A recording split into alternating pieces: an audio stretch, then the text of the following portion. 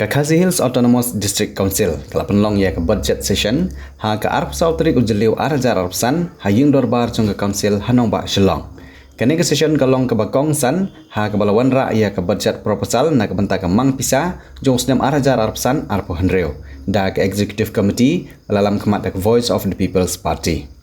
Executive member ke HADC beripej ke tenat pelatengkah ubak si borlang warba ulawan rakyat budget proposal ke bakentu beru ya ke supplementary demand. Kini kejuan rakyat ya ke supplementary demand bat ke budget proposal ke bapura ke penmi ya ke jing persya ke bajur na ke liang persya hapo yang dorbar.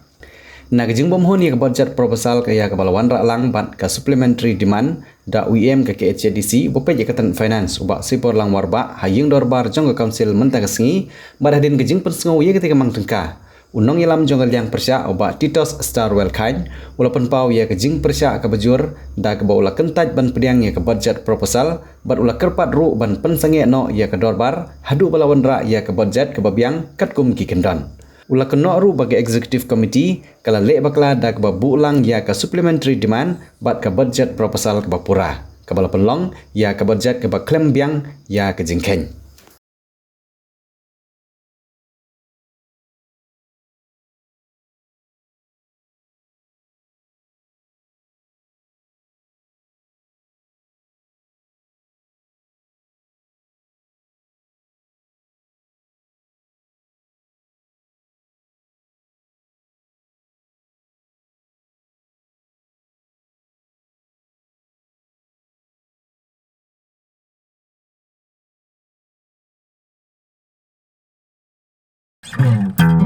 Kini kor komputer kiba internet bador badar ni di hajan jongpi hangne hadukan jongi hanong po town shopping complex Harishan Enterprise haka kamera kaba shispa iway refurbished laptop but desktop punhau number pra iway lai arnot sau pra sansau lane pra lainyo arnyo sawar drewnyao.